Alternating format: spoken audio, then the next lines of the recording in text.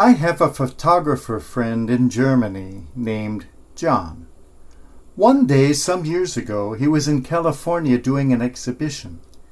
At the end of the evening, he was putting things away in the trunk of his car when another car came speeding down the street, ran into him full force, and took off.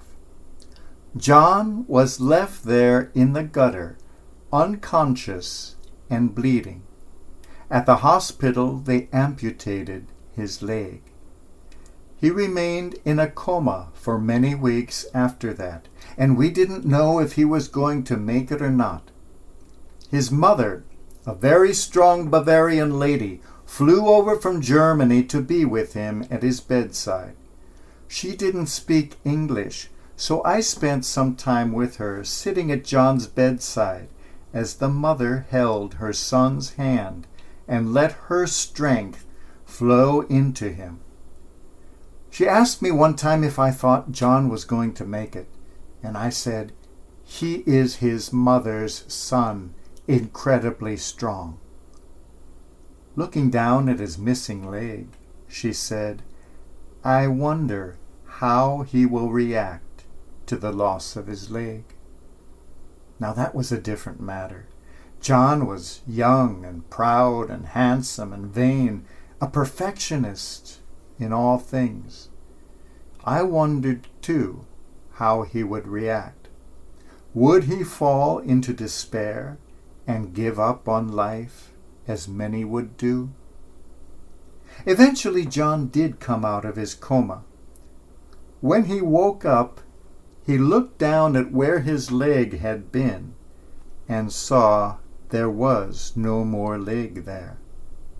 He waited a moment, let it settle in, and then said simply, "So when are we going to start walking again? I have a lot to do." And because of the tremendous willpower gained through that accident, he was able not only to go on with his life, but to succeed in ways he never dreamt of before.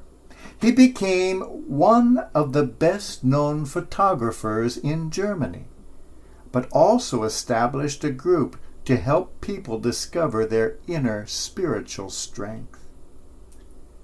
John lost something in that accident when he fell. He lost his leg, but he also gained something. He gained an incredible amount of determination that was able to propel him to do great things with his life. He lost something and he gained something. When I was staying with him in Berlin, I asked him, "What have you gained through this all?" He smiled and said, "I get the best parking spots." We hear the story of another man falling. Poor Peter was trying to walk on the water. He didn't succeed. He fell just like most of us would walking on water. I fall walking on steps. Peter is a model for all of us. Not because he was able to walk on water. He wasn't. We have no record of him ever mastering the art of water walking. He became a saint and a model for us because he fell, and while falling, held out his hand so that God could take him by the hand and lift him up. Have you ever fallen? I have. Most of us fall all the time in one way or another. Some of us fall physically, often. Some of us break things when we do. We can lose something when we fall. We can lose a leg. We can lose a life. And we all fall spiritually, morally, many times in our life. We do things we regret later. We say something that hurts someone else. We make mistakes. A piano player, for instance, can sometimes hit the wrong note. Maybe not at this church, but it does happen other places. All of us fall down sometimes. And when we fall, we always lose something. When you fall, when you don't live up to your own expectations, you lose some things. For a moment, you might lose your dignity. You might lose something of your pride. You might even lose something of your self-respect. You lose something when you fall even a little. But there is always something to be gained when you fall. Oswald Avery was the scientist who discovered DNA. Over his long career, he performed many experiments. More often than not, he showed himself to be absolutely wrong in the theories he tried to prove by these experiments.